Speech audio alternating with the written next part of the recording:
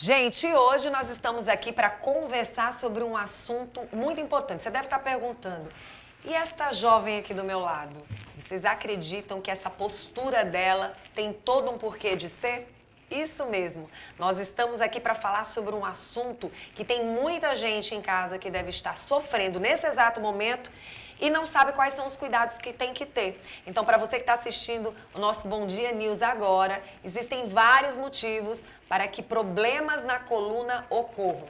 Além de ser responsável por todo o peso corporal, as lesões causadas na coluna podem refletir em baixo rendimento diário.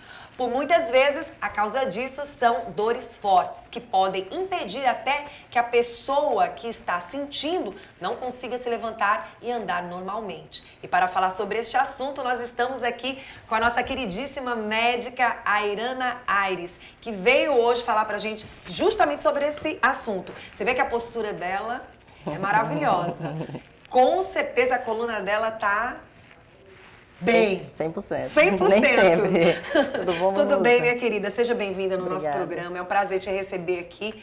A gente já vem acompanhando o seu trabalho já há um bom tempo. Eu já tinha tentado entrar em contato com você algumas vezes para te levar para minha live. E hoje eu estou tendo o prazer de ter você aqui no programa, não só para a TV, como a gente sabe também que nesse exato momento o YouTube também vai poder conferir o Brasil e o mundo, esta grande profissional falando desse assunto que mexe com a vida das pessoas, não é isso? É verdade. A dor lombar, né, a dorsalgia, de modo geral, é um sintoma que incomoda muito e que, na verdade, é muito frequente, né? Cerca de 80% das pessoas vão ter algum episódio de dorsalgia ou lombalgia alguma vez na vida, né? E assim, Vanusa, na verdade, como você falou no início da entrevista, a maior causa relacionada às dores são mais as questões posturais mesmo, né? Então, assim, a questão postural que a gente fala no momento de sentar, no momento de dormir, no momento de agachar para pegar um objeto no chão. No dia a dia, a gente tem que estar sempre preocupado com essa questão postural para evitar que a curto prazo a gente tenha dores lombares agudas, né? Por contratura, por distensão muscular e, a longo prazo, evitar que a gente tenha dores relacionadas a doenças, sejam elas degenerativas ou outras causas, né? Fraturas por insuficiência que pode acontecer também no paciente idoso, naquele paciente que faz algum determinado movimento inadequado, né? A gente observa, às vezes, que a pessoa tem um problema sério quando o assunto é sandália, sapato. Às vezes o salto entra, a pessoa quebra o salto facilmente, ou às vezes a pessoa fica muito, como o povo costuma dizer, tensa, né? Fica por um lado, o sapato às vezes gasta de um lado, aí as pessoas... Não, mas isso daí não é problema na coluna. Pode ser um problema de coluna ou não? Na verdade, assim, essa questão do calçado tem mais a ver com o alinhamento do eixo do membro inferior, né? Então, assim, pode ser um problema relacionado ao pé. Para você ter um desgaste no calçado relacionado à coluna, você tem que ter uma deformidade muito grande, um desalinhamento da pelve muito grande para poder justificar isso. Mas, normalmente, essas alterações a nível de calçado é mais por conta de alteração ou no próprio pé ou no algum desvio do membro do eixo inferior do membro, né? O joelho, né? Um joelho mais valgo, que a gente chama aquele joelhinho mais para dentro, ou um joelho mais varo, então, assim, que é aquele joelhinho mais cambotinha. Mas a coluna, de um modo geral, para que você tenha repercussão, você tem que ter uma que a gente chama de dismetria, né? Uma alteração de tamanho de membros acima de pelo menos 1,5 a 2 centímetros, né? É um valor alto. É bom porque a gente tira essa dúvida. Muitas pessoas, às vezes, espalham. É isso, é aquilo. Querem estar no lugar do médico. Por isso que eu te fiz essa pergunta, porque a gente ouve muitas pessoas falarem: não, você deve estar acontecendo isso porque você tem algum problema na coluna. Tem. Então é muito importante a gente tirar essa dúvida, ao mesmo tempo dizer: vá num profissional, procure tirar suas dúvidas com um profissional, né, através da especialidade certa, porque muitas vezes você pode ter problemas seguindo aquela história do coleguinha, da amiga que não entende do assunto. E da mesma forma, a questão de dorsalgia, muita gente diz assim: eu tô com dor, meu pai, minha mãe, meu colega disse que eu tô com dor porque eu tenho escoliose. Escoliose também não é uma doença que normalmente causa dor. Aqui, conforme a figura, Vamos lá. a gente tem aqui, ó. Vamos passar? Pode passar ou voltar? Ó. Pronto. Então, a nossa coluna, ela tem algumas curvaturas fisiológicas, né? A gente tem uma lordose lombar, uma cifose torácica e uma lordose cervical. Para quem tá nos assistindo, cifose é essa curvatura mais né? Essa curvatura na coluna no sagital em C, e a lordose lombar é isso aqui. Então, todos nós, no plano de vista sagital... Segura essa imagem, tá? Pra gente comentar. Isso, todos nós temos essas curvaturas fisiológicas. Isso aqui não, isso aqui é patológico, isso aqui é doença, né? Isso aqui é que a gente chama de escoliose. Escoliose é uma deformidade, quando você olha o paciente no plano frontal ou na radiografia, e que tem que ter uma angulação que a gente chama de COB acima de 10 graus. Então, isso aqui é uma deformidade escoliótica, isso aqui é patológico. Por que isso acontece? Então, a maior causa para a escoliose é a genética, realmente. Então, assim, essa história que muito pai diz assim, é porque eles chegam às vezes se sentindo culpados no consultório, é porque eu deixei o meu filho numa má postura, eu reclamava ele levava uma mochila pesada, isso não causa escoliose, entendeu? A escoliose é uma doença relacionada à genética. Então, assim, para você chegar a uma deformidade como essa, você tem que ter alguma genética envolvida, que eu digo assim, ou pai, ou mãe, ou avô, alguma herança genética envolvida. O fator genético é o mais importante. É uma doença que se torna crônica ou ela tem um tratamento para você ficar bem?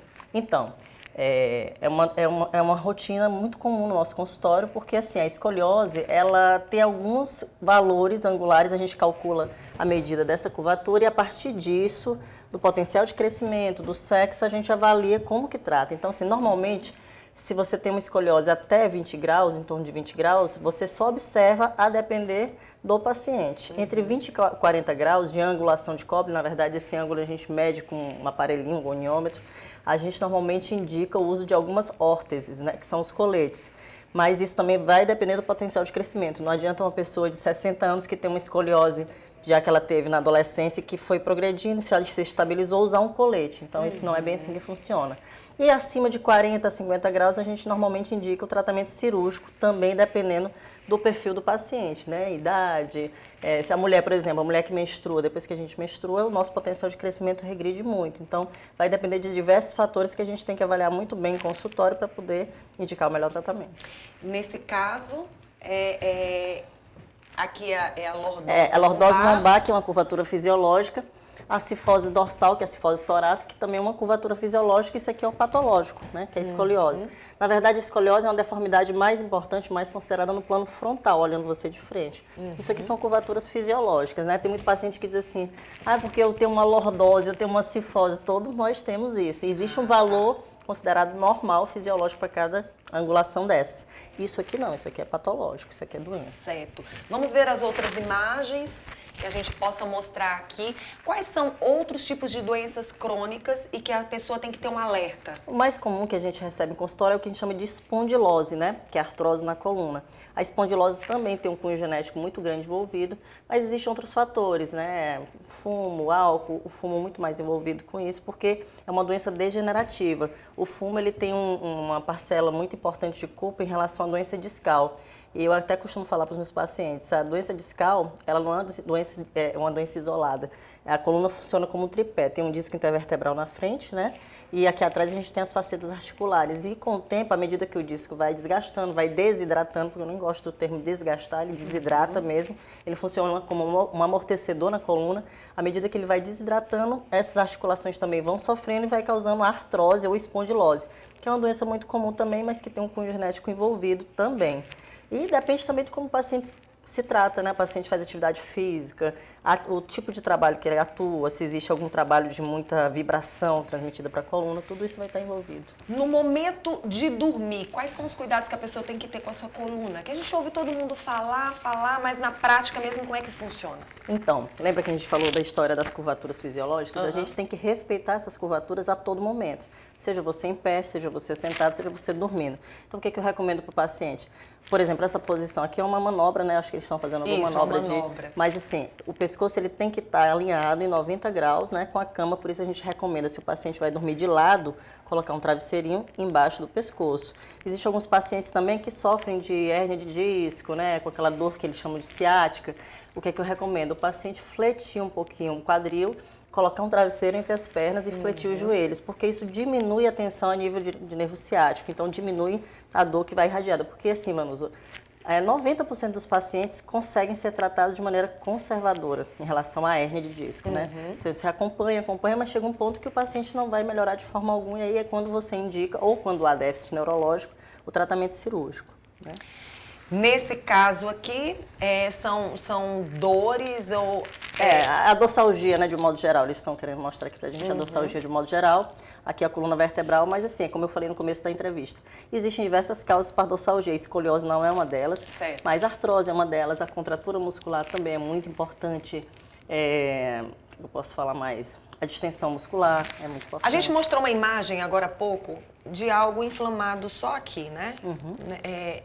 Quais são os cuidados que, por exemplo, a mulher, no caso dos seios um pouco mais avantajados e às vezes gosta muito de usar aquele sutiã que pega no pescoço, ou um biquíni que pega no pescoço, pode trazer algum dano para a coluna?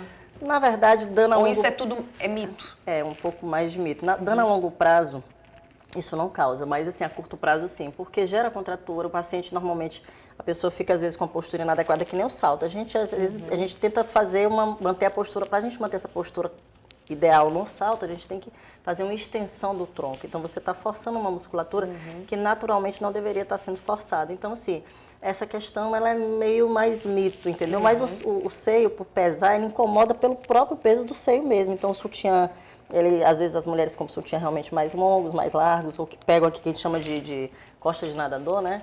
E aí acaba forçando muito na região da musculatura e isso pode gerar dor por compressão local mesmo. Ok. Quais são as dicas que a gente poderia passar para quem está em casa e que quer ter qualidade de vida no dia a dia a respeito, então, dessas dores que muitas vezes são causadas? Então, a dica que eu sempre deixo para os meus pacientes, tentem manter atividade física regular, se alimentar bem, né? Alimentar de maneira mais natural possível, não precisa ser vegano, mas sim comer comidas naturais, evitar enlatados, fazer atividade física, beber água, né? Manter uma boa postura, seja no momento que você está sentado. Eu tenho muito paciente que chega para mim que diz, doutora, eu fico 5 horas sentado o dia inteiro. Não é correto.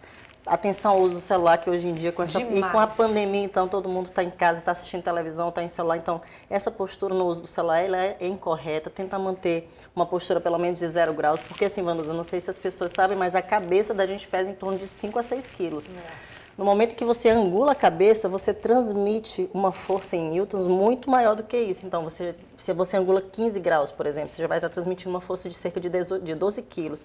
E à medida que você inclina mais, isso vai aumentando a força transmitida para a coluna vertebral e para a musculatura paravertebral de um modo geral. Então, assim, os cuidados devem ser mais relacionados à questão postural mesmo. Muito bom. E a questão do exercício físico, eu achei interessante a nossa doutora reforçar, porque a gente sabe que muitas pessoas às vezes dizem, olha, eu tenho 1,73 m, mas de um certo tempo pra cá, sem fazer exercício, eu tô com 1,72 m. Provavelmente sim, o exercício físico realmente faz bem, porque trabalha a questão da postura, né? E exatamente, fortalece a musculatura. Fortalece. Então, a nossa coluna, ela é uma estrutura óssea, ligamentar, mas que está fortalecida pela musculatura. Então, é importante fazer atividade física, não deixem de fazer atividade física, mesmo quem tem hérnia de disco, quem tem artrose. Se você tem uma musculatura, principalmente na região do core, que é a região lombar, que é a região de maior movimento da nossa coluna, bem fortalecida, você vai estar garantindo qualidade à sua coluna vertebral a longo prazo. Muito bom. Eu quero agradecer, gente, a presença da nossa doutora. Quem quiser te seguir, como é que faz? Airana Aires, doutora Airana Aires também no Instagram, tá? Tem um sitezinho lá também, acho que é fácil achar. A Airana é menos comum do que outros nomes. Quero agradecer pela sua presença, que Deus te abençoe, te guarde e te proteja, Obrigada. te trazendo muita saúde e coragem. Obrigada, tá você bom? também. Obrigada.